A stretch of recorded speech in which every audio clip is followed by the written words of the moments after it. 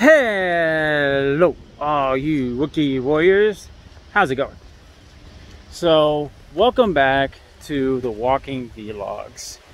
I think I'm going to call this one The Magical Adventures with Merlin. Speaking of Merlin.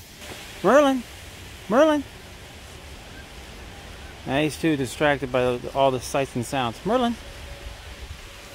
There he is. Well, he's not letting me see his face. But there he is, guys. So, what should we talk about? Well, I don't know how many of these I'm going to be able to do, for one, because it's starting to get fall, and it's getting kind of nippy. But I'll try to keep these going as many times as I can, as often as I can. At least until the snow starts falling and it starts getting really cold, and I'm not going to want to do these. Especially during the winter. It gets like below like minus 40 down here.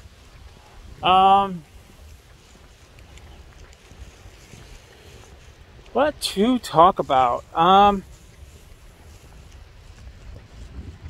I got one. I got something. So I think well,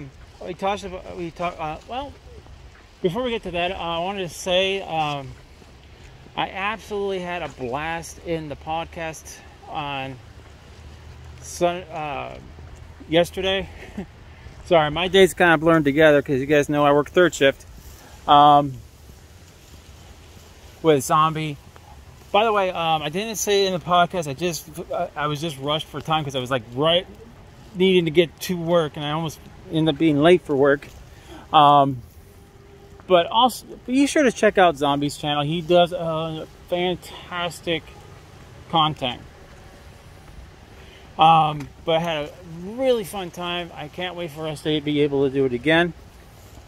But one of the things I was talking about in the stream, and I think this kind of still is in my head, is how video games, like, there's such a treasure trove of video games that aren't, you know, taken advantage of. Like Silent Hill, for instance. We haven't had Silent Hill. That would be a good way to get a good reboot because the movie is done well, and I'm sure there's plenty of still Silent Hill fans. I would probably buy it because I haven't played Silent Hill yet. Legacy of Ken. I really think that would be a good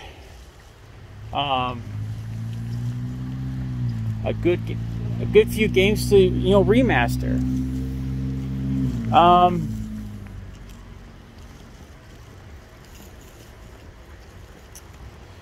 Few new horror movies. I think I've heard on Twitter. I heard Freak of 4 talking about this.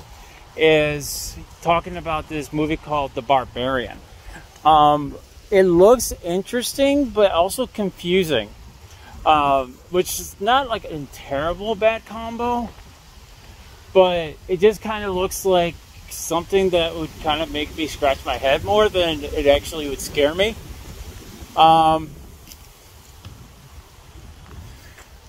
But, you know, I'm always willing to give anything a fair shot.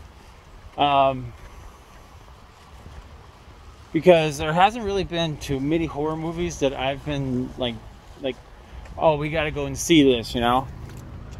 I mean, not such like The Conjuring. The Conjuring 1 and 2 are like the best, even though I didn't see that in theaters. I wish I did. But I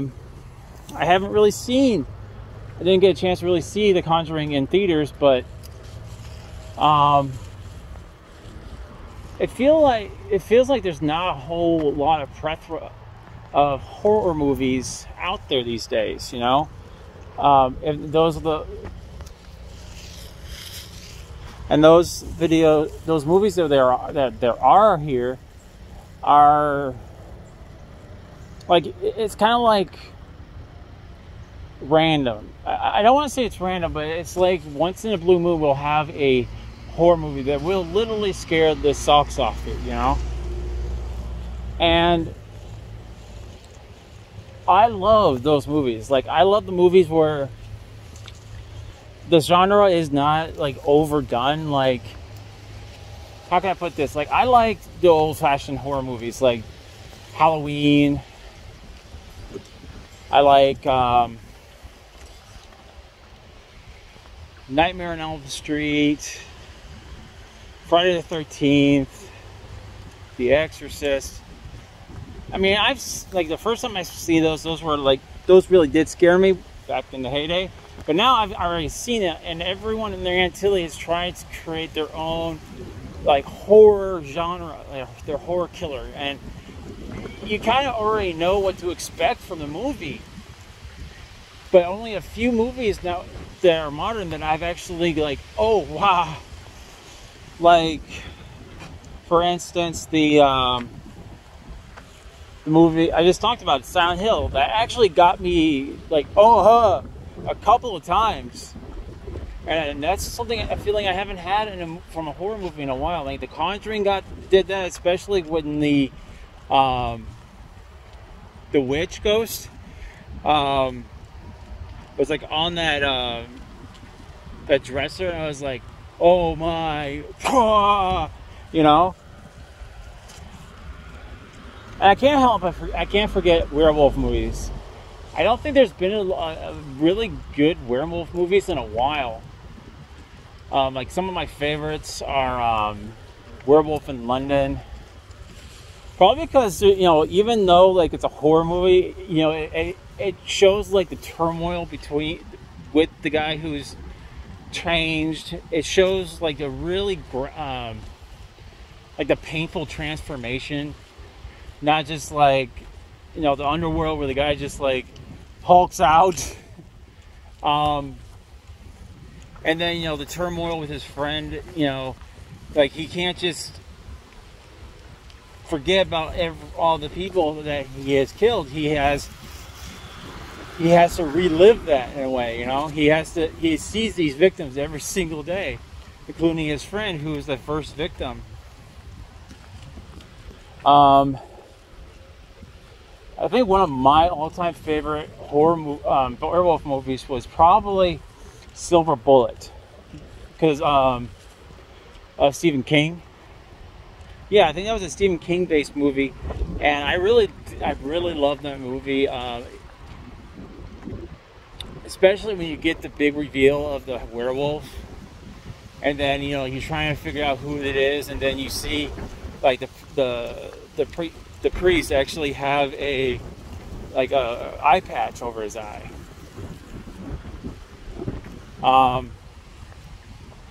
And the reason I don't consider like Underworld a horror movie, I consider it more like a horror themed action movie. Like, they take like the genre of vampires and werewolves and stuff like that and bring it in.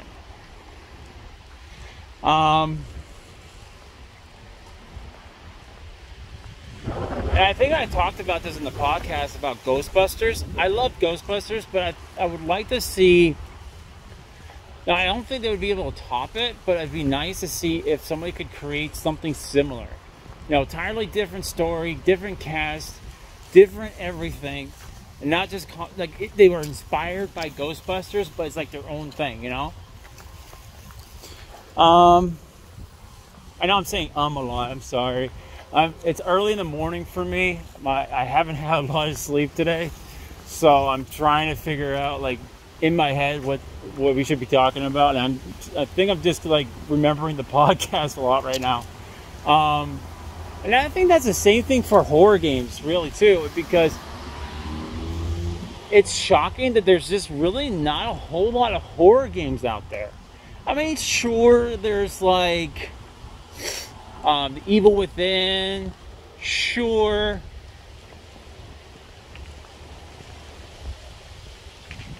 There's like Call of Cthulhu, which I find is kind of funny because I went to go trade the game in, not because I didn't like it was just because I needed the extra cash. And I go to GameStop and it's like, oh, we do not take this game anymore. I'm like, what? Like, it's almost like they take games to like the N64 right now. I think they're accepting games from like the N64 and stuff like that. But they won't accept this game They said it did so terrible that they will not accept trade-ins for it. I'm like, wow. Wow. That's like a first time I've ever heard a GameStop say, no, we won't take a game. It's like a Ninja Turtle not accepting pizza, you know? But there's this like but there's just not enough horror games in my opinion. I mean, like I said, there's like Evil Within, there's Amnesia, which I haven't played yet. I